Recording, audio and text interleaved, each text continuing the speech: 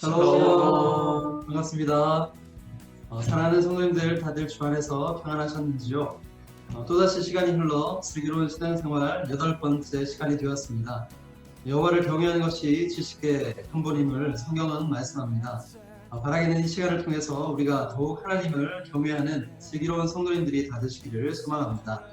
오늘은 슬기로운 신앙생활 8번째 시간으로 기독교 강요 2권의 마지막 부분인 12장에서 17장의 내용으로 우리의 중보자 되시는 성자 하나님, 예수 그리스도의 인격과 사역에 대해 공부하려고 합니다. 기독교 강요 1권이 창조주 하나님에 대한 지식, 신론에 대한 내용이었다면 최근에 우리가 공부하고 있는 2권의 내용은 구속주 하나님, 곧 그리스도를 아는 지식에 대한 내용입니다. 지난 시간에는 인간의 타락에 관한 내용을 다루었는데 오늘은 그 타락한 죄인을 구원하시기 위해 오신 중보자 예수님이 누구신지, 그리고 예수님께서 어떤 일을 하셨는지에 관한 기독론에 대해서 공부해 보려고 합니다. 그러면 본론에 들어가기 앞서서 우리 목사님들은 평소에 예수님이 우리 자신에게 어떤 분이신지 잠깐 이야기 나눠보도록 하겠습니다. 나에게 예수님은 어떤 분이신가요? 제 인생에 있어서 예수님은 빼놓지 못할 분이라고 생각이 듭니다. 어릴 적에 치료해 주셨던 하나님, 또 능력이 많으신 그 하나님, 또 소망의 하나님, 예수님을 빼놓고는 설명할 수 없을 것 같은데, 요즘에 최근에 들어서 생각해보는 예수님은 늘 풍성하신 분이라는 것을 생각이 들어요.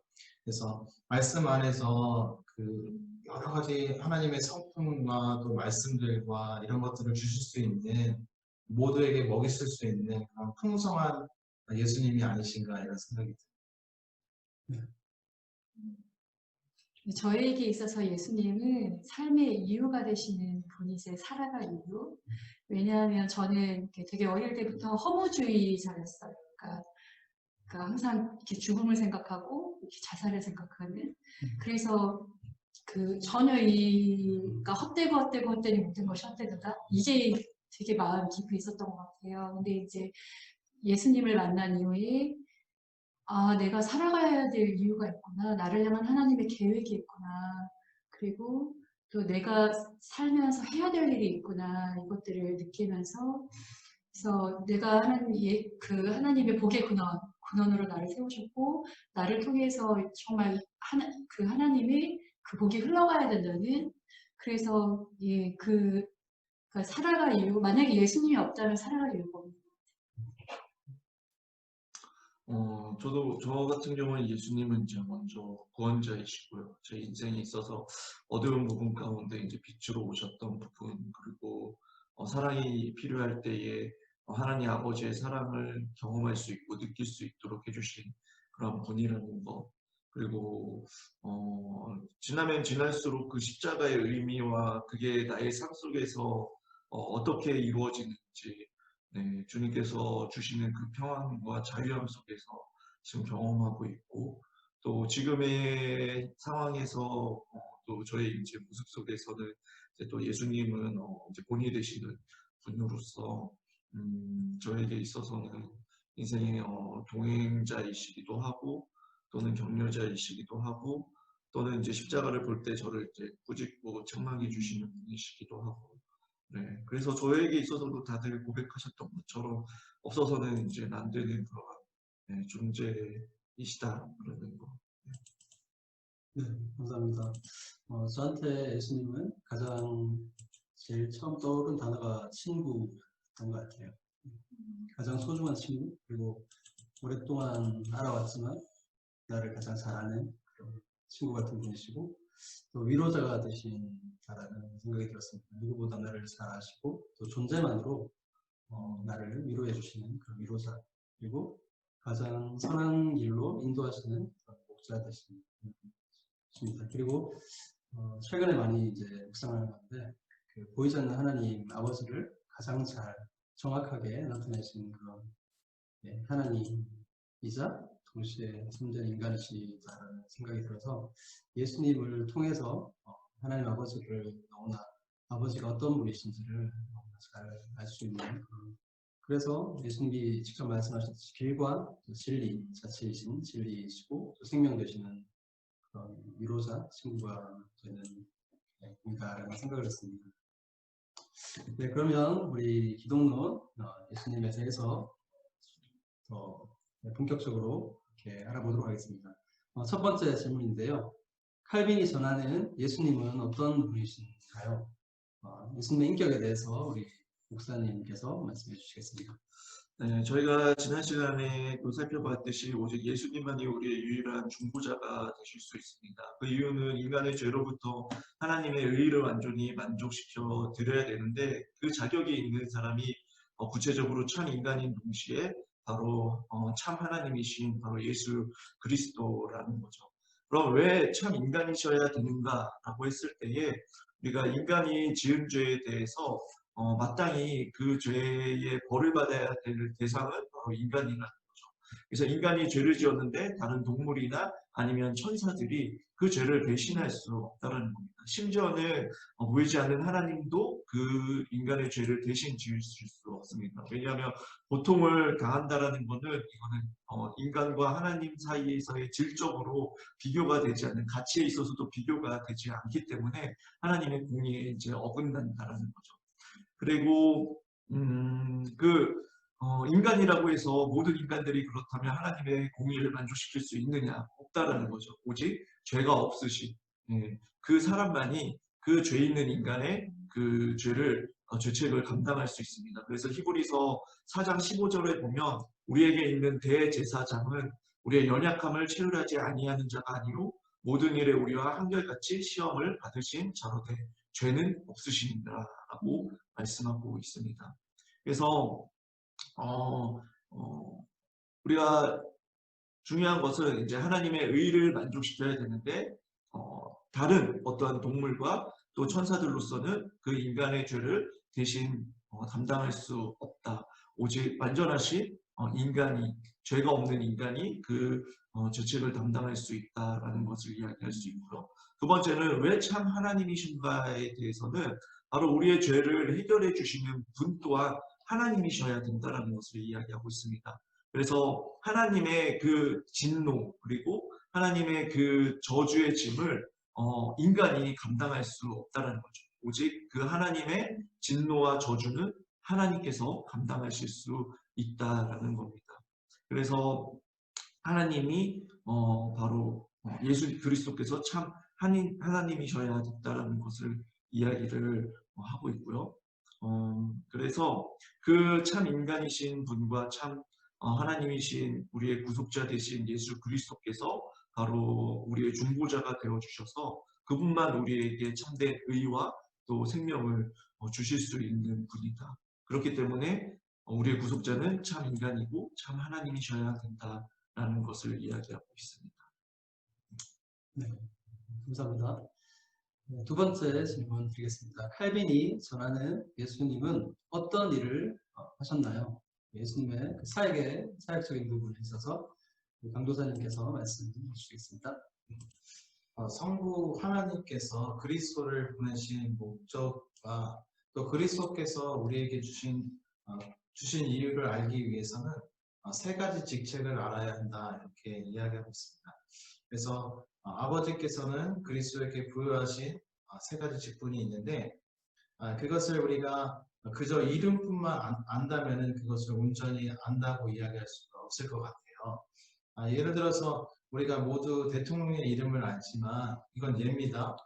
제가 만약에 대통령과 통화도 하고 또 식사도 하고 이런다는 것은 안다는 차원이 틀린 것이죠. 이처럼 우리가 예수님의 이름만 안다고 이야기하는 것과 예수님을 직접 체험한다는 것은 틀린 거라고 생각이 듭니다. 그래서 예수님께서는 그 직분과 목적과 용도를 올바로 이해하는 믿음 안에서 우리가 그리스도 안에서 참된 안식을 얻을 수 있다 이렇게 이야기해주고 있어요. 그래서 첫 번째로 우리 생각해 보면은 예수님께서는 선지자로서의 그 직책을 감당하셨다는 것을 우리가 알 수가 있습니다. 예수님은 진정한 선지자로서 많은 선지자들이 하나님의 구원의 기대를 잃지 않도록 말씀을 하셨지만은 온전히 나타내지는 못하였어요. 그래서 신약성경의 그 요한복음 4장 말씀에 보면은 사마리아 여인이 어떠한 지식이 있었냐면은 메시아가 오시면은 모든 것을 우리에게 알려주시리라 이런 믿음을 갖고 있었어요.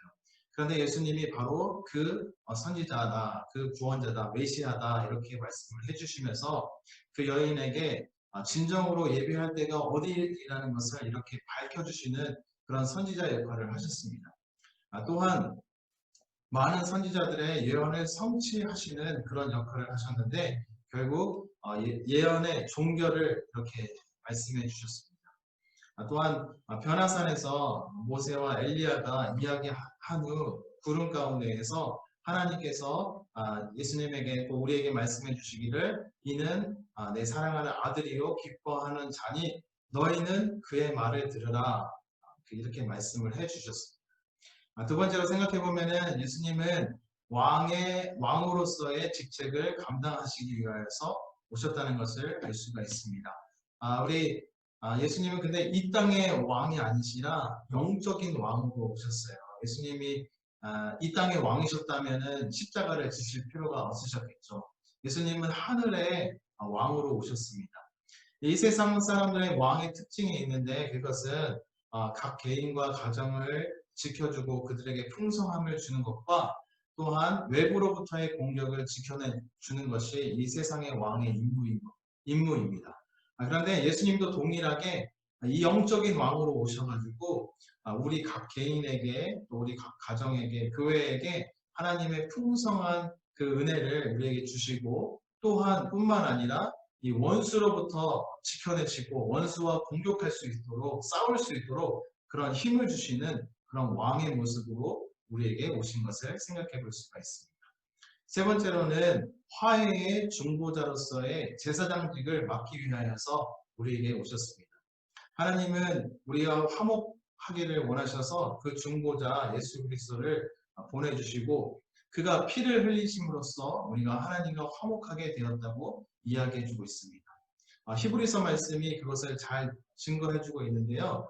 제사장직으로 예수님께서 오셔서 자신이 제물이 되시고 결과적으로 우리의 죄책과 또 하나님의 엄숙한 맹세를 또 영원한 중재자로서 그의 간구하심을 통해서 우리가 하나님의 자비하심을 얻게 되는 것입니다.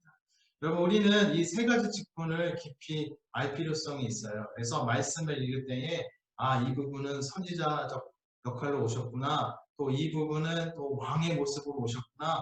이 부분은 중개자의 모습을 갖고 계시는구나. 이것을 발견하면서 그 깊은 영적인 친밀함을 누릴 수 있다고 생각이 듭니다.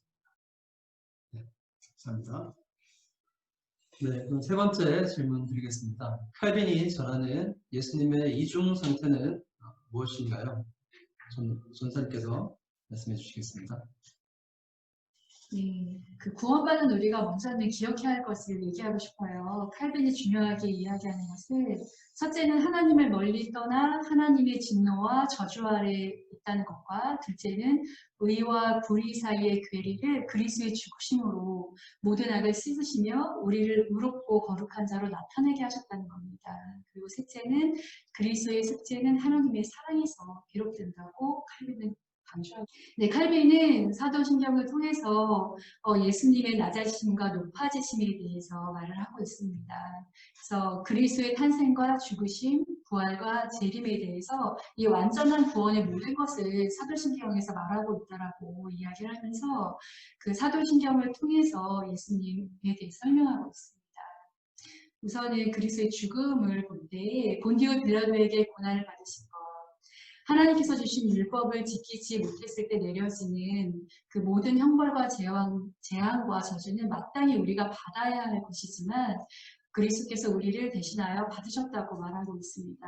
또한 사도신경에 있는 장사되었다라는 말은 우리가 받아야 할 영원한 죽음의 고통을 친히 당하심으로 우리를 죽음과 저주에서 해방시켜 주었다고 말을 하고 있습니다. 또 그리스도의 그 부활에 대해서 이야기하고 있는 부분은 사흘 만에 죽은 자 가운데서 다시 살아나셨으며 이 말씀을 통해 그리스도의 부활을 통해 의와 생명이 일어났으며 그리스도의 죽으심이 능력과 효력을 나타내어서 우리 또한 부활할 것에 대한 확신을 준다고 말하고 있어요. 그리고 하늘에 오르시어 전능하신 아버지 하나님의 우편에 앉아 계시다가 이 사도신경의 고백은 첫 번째 새로운 하나님의 나라의 시작을 말하고 두 번째 성령을 통해 세상 끝날까지 영적 임재를 주시는 부분을 말하고 있습니다.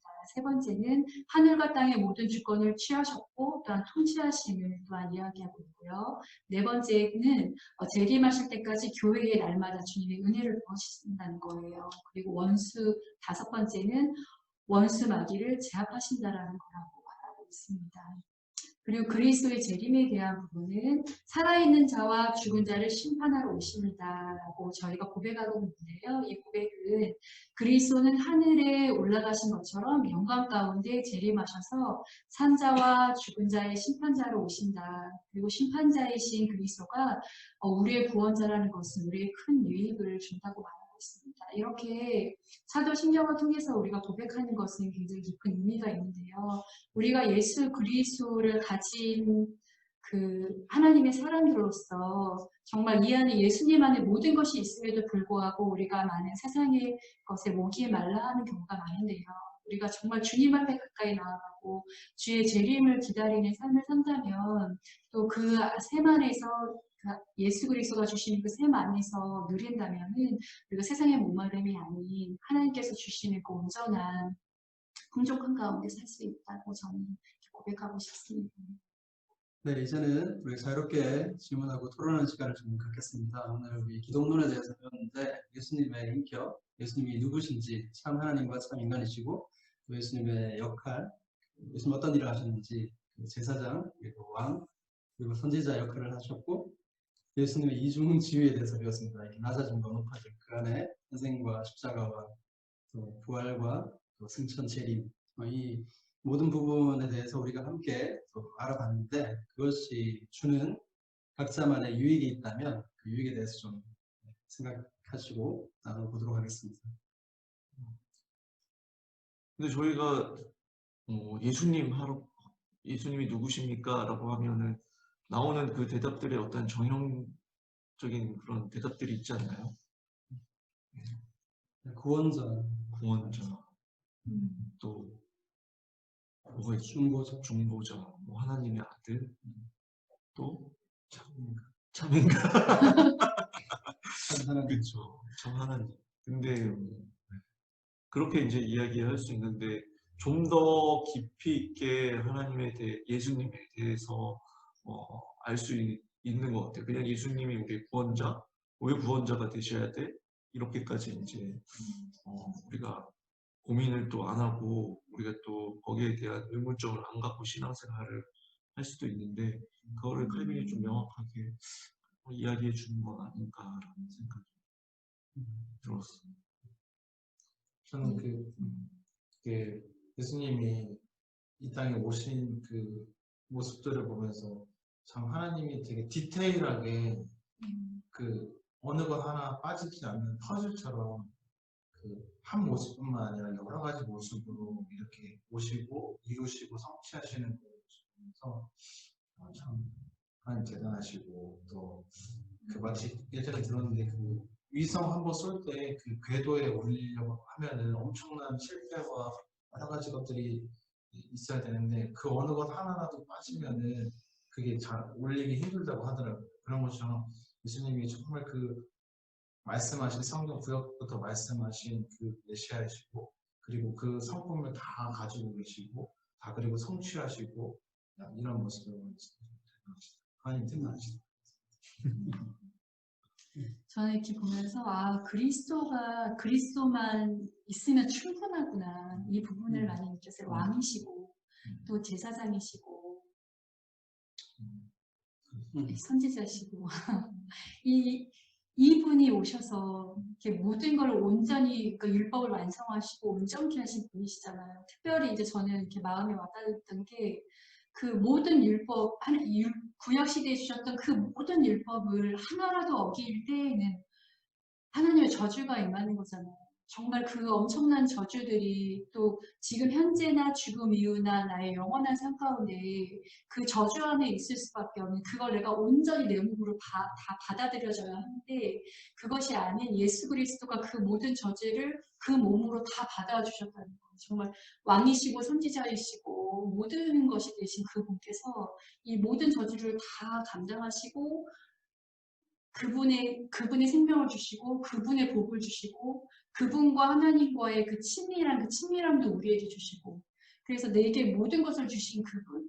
그래서 참 저는 그 모든 저주를 그분이 대신 지셨다는 게 이미 알고 있었지만, 이걸 이렇게 준비하면서 예수 그리스도가 충분하신 분이구나.